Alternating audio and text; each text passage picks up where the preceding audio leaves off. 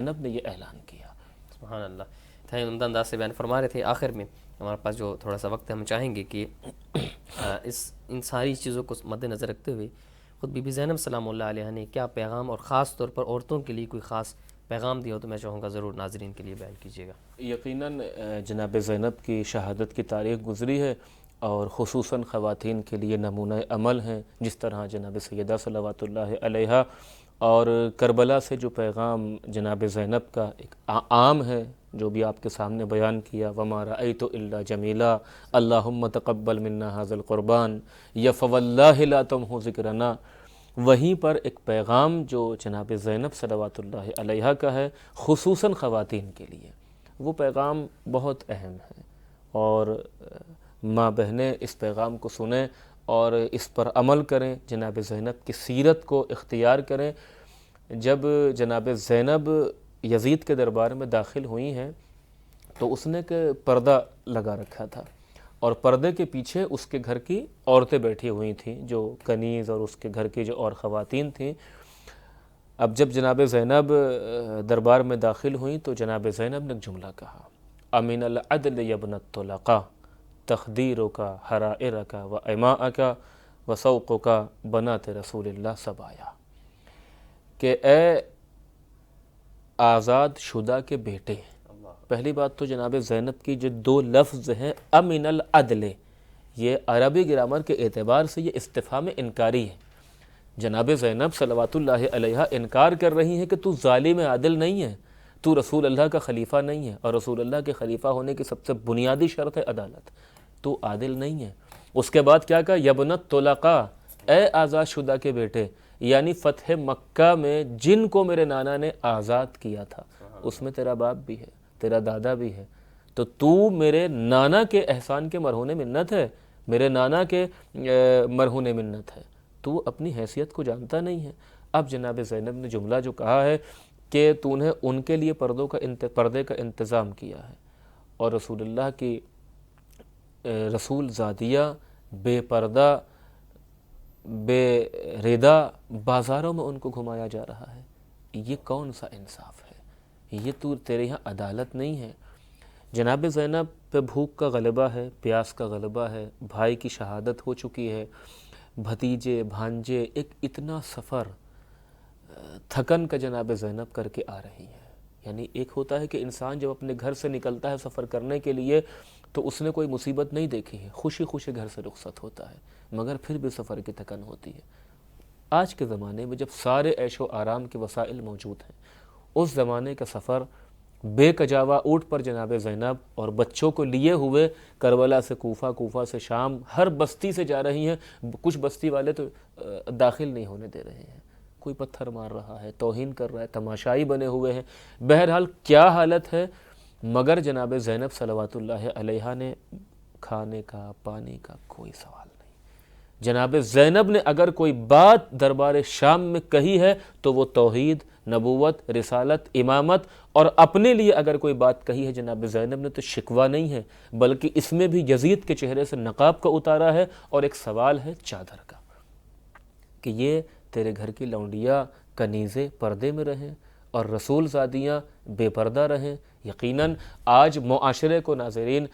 میری ماں بہنیں اگر سن رہی ہیں، بے حجاب بنایا جا رہا ہے، یہ کہہ کر کہ حجاب بیڑیاں ہیں، حجاب پابندی ہے۔ نہیں، حجاب پابندی نہیں ہے، حجاب عورت کے لیے وقار ہے، عورت کے لیے عزت ہے، حجاب عورت کے شرف میں اضافہ کر رہا ہے، ماں بہنوں کے شرف کو بڑھا رہا ہے، اس کے وقار اور اس کی عزت میں اضافے کا سبب ہے۔ جناب زینب صلوات اللہ علیہا کی کنیزی کا دعویٰ کرنے والی ہر خاتون اس طرف توجہ دے، کیا ہمارے بال تو کھلے نہیں ہیں؟ کیا نامحرم تو ہمارے اوپر نگاہ نہیں کر رہا ہے؟ آج ہم بازاروں میں یا اس طرح سے ہم نہیں گھوم رہی ہیں، کہیں ایسا تو نہیں کہ ہمارے اس عمل سے جناب زینب کو تکلیف ہو، جناب سیدہ صلوات اللہ علیہا کو تکلیف ہو؟ تو اس چیز پہ ہمیں غور کرنا ہوگا کہ جناب زینب صلوات اللہ علیہا نے اتنے مصائب برداشت کرنے کے بعد بھوک پیاس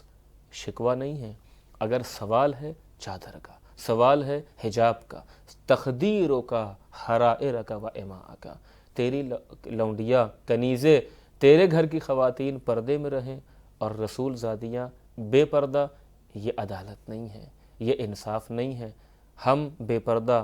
دربار بازار میں ہم کو پھرایا جا رہا ہے۔ آج اگر آپ اس پر غور کریں، یہ جناب زینب کے لیے معمولی مصیبت نہیں ہے۔ شہادت گزر چکی، ایک جملہ وقت ہو تو پڑھنا چاہتا ہوں۔ جناب زینب مرحوم مرزا شیرازی کے حضور میں جب خطیب نے ایک جملہ پڑھا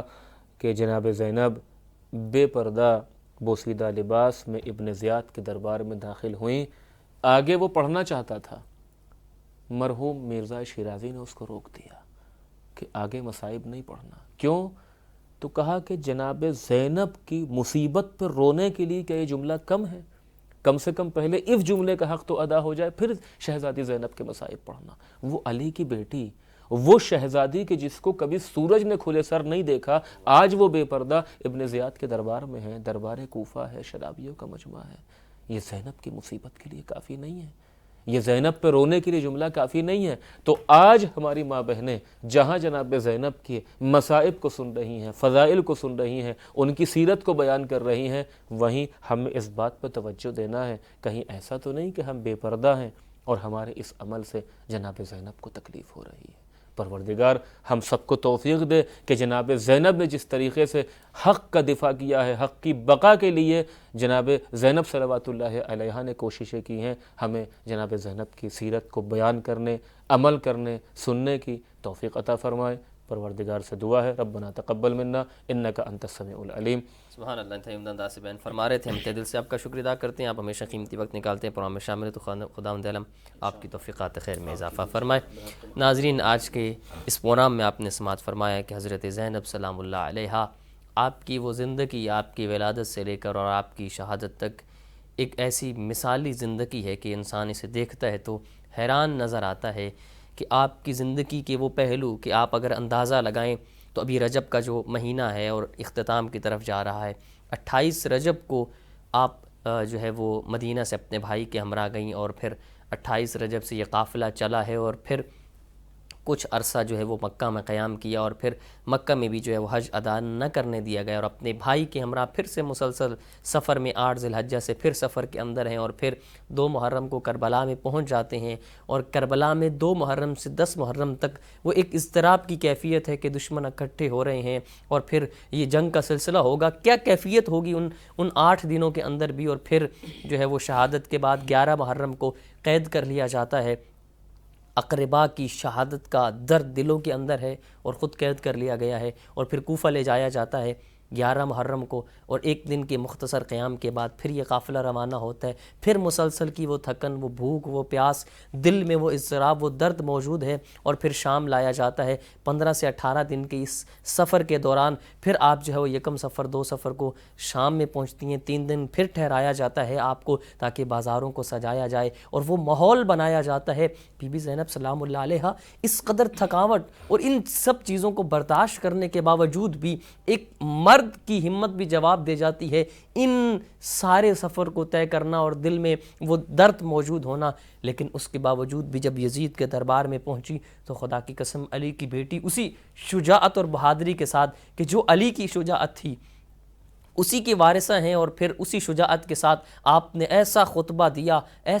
دیا یزید کے دربار میں، ایک خطبہ شام کی مسجد میں سید سجاد علیہ السلام نے دیا، اور ایک خطبہ حضرت زینب سلام اللہ علیہ نے ان کو بتایا کہ تم بھول چکے ہو، تمہیں شاید معلوم نہیں ہے کہ ہم کون ہیں، اور انہیں بتایا انا ابن زمزم و صفا، انا ابن محمد المصطفیٰ، انا ابن علی المرتضیٰ، تمہیں شاید نہ معلوم ہو میں محمد مصطفیٰ کا بیٹا ہوں، زمزم و صفا کا بیٹا ہوں، علی مرتضیٰ کا بیٹا ہوں، اور سب چیزیں بتائی، اور پھر بتایا کہ اللہ نے کس طرح سے ہمیں جو ہے وہ عنایتیں عطا کی، کن چیزوں سے اللہ تبارک و تعالیٰ نے ہمیں فضیلت عطا کی، اور پھر ایک خطبہ حضرت زینب نے بتایا کہ اے یزید تیرا کیا کردار ہے، تو کیا کرنا چاہتا تھا اور اللہ نے بدلے میں کیا دیا۔ گویا مختصر خلاصہ کروں کہ 2 خطبے شام کے اندر دیے گئے، حضرت سید سجاد نے بتایا کہ تولا کیا ہوتا ہے، اور بی بی زینب نے بتایا کہ تبرہ کیا ہوتا ہے، اور پھر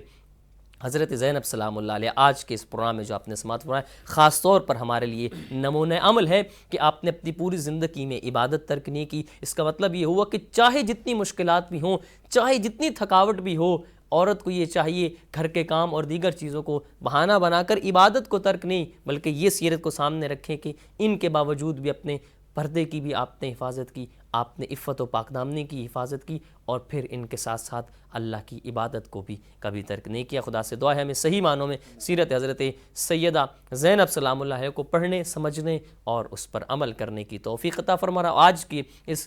جو ہے وہ شب کے صدقے میں، آپ کے ذکر کے صدقے میں جتنے ناظرین بارہا دعا کے لیے کہتے ہیں، پروردگارہ تمام کی حوائج شرعیہ کو اپنی بارگاہ میں قبول فرما۔ اسی دعا کے ساتھ آج کے پروگرام کا وقت ختم ہو جاتا ہے۔ آپ سے ملاقات ہوگی انشاءاللہ آئندہ پروگرام میں، تب تک کے لیے اجازت دیجیے۔ اللہ حافظ۔